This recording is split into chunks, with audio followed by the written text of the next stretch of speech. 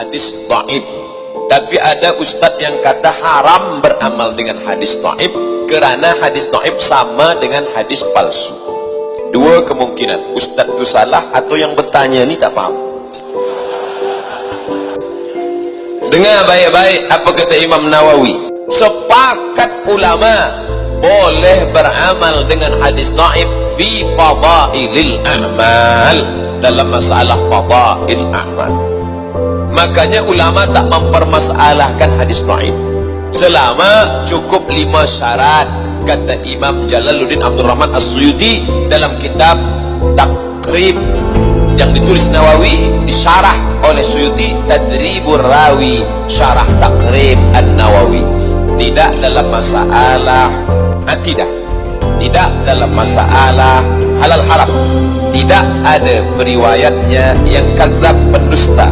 Dia dalam masalah fadail a'mal dan masih beri payung bernaung di bawah hadis sahih, maka boleh pakai hadis dhaif.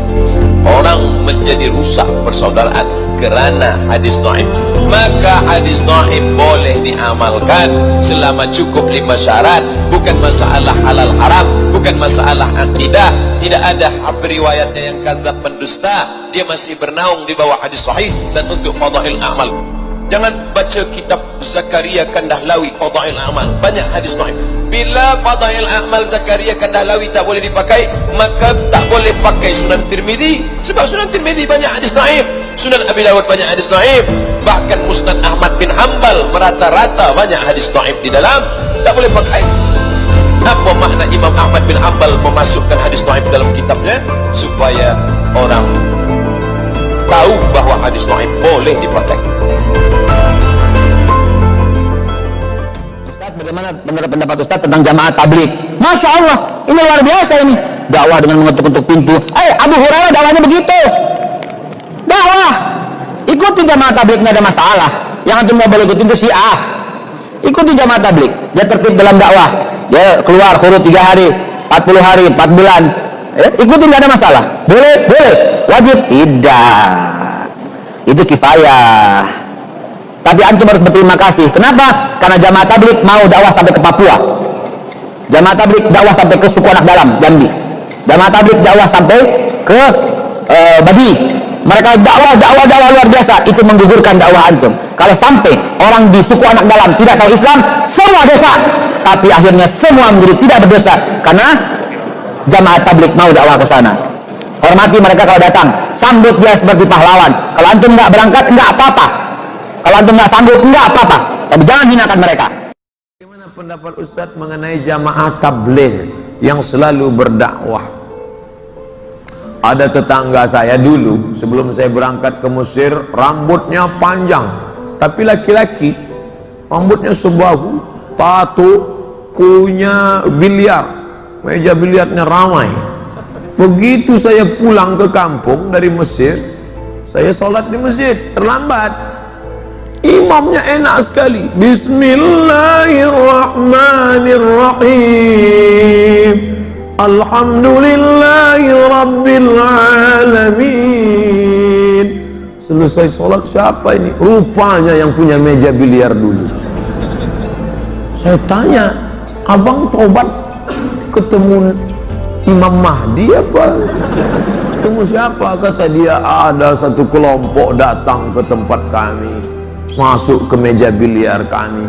Ustadz selama ini ceramahnya di masjid, di mimbar, kami tak tersentuh, tapi orang ini datang, kami sangka mau main biliar.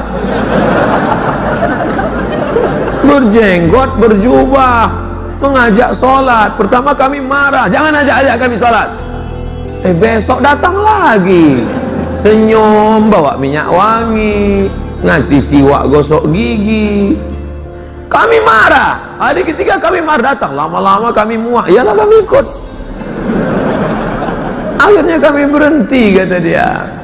Lalu saya ketemu ketika ijtima' jamaah tabligh 3 provinsi, 20.000 orang hadir. Ramai. Saya ketemu bapak-bapak. Bapak kan di BNN dulu, Badan Narkotika Nasional. Iya Pak Ustadz. Gimana ceritanya bisa kemari? Rumah saya depan masjid. Terus saya nggak pernah ke masjid, nggak ada orang ngajak saya. Sampai akhirnya suatu kali ada ngetuk pintu, Assalamualaikum, Waalaikumsalam, Pak ayo ke masjid yuk. Jangan ajak saya, dari kecil saya sudah tahu, tutup pintu. Besok dia datang lagi, hampir saya cabut pistol, saya nembak dia. Lama-lama saya bosan, saya ikut. Nah, sekarang kalau ada preman tengik, bertato, beranting, kumis tebal, siapa yang berani mukul preman di terminal yang pakai baju, kaos, sepatu besar? Orang jamaah tabligh datang memukul ular kobra. Ayo ke masjid.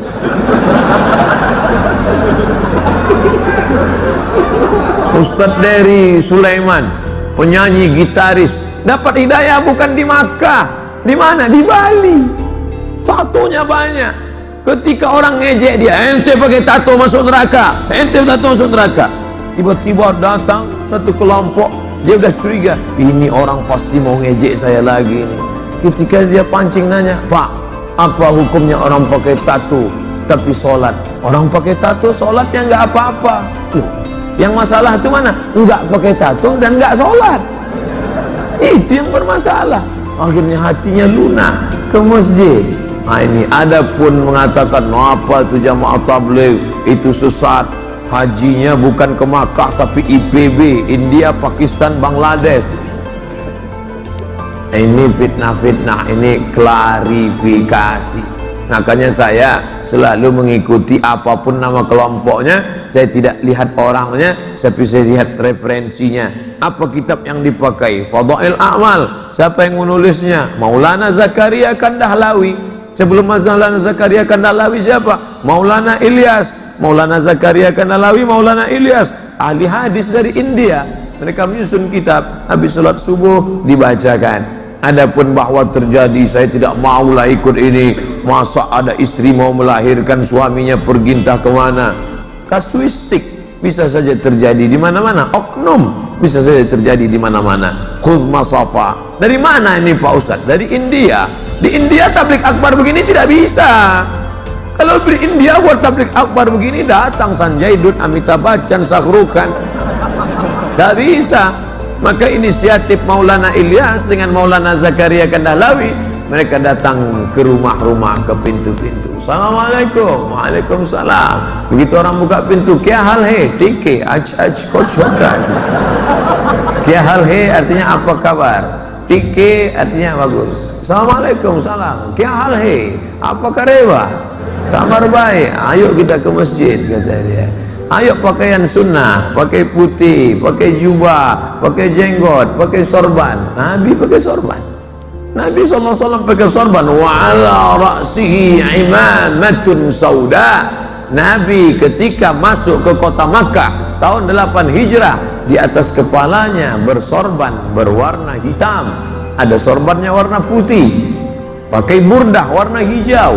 Buka kitab Syama'il Muhammadiyah kalau mau melihat bagaimana kain Nabi, bagaimana sorban Nabi, bagaimana siwak Nabi, bagaimana kuda Nabi, bagaimana selop sendal Nabi. Asy-Syama'il Al-Muhammadiyah, Syama'il Muhammadiyah yang ditulis oleh Abu Isa At-Tirmizi, meninggal 275 Hijrah.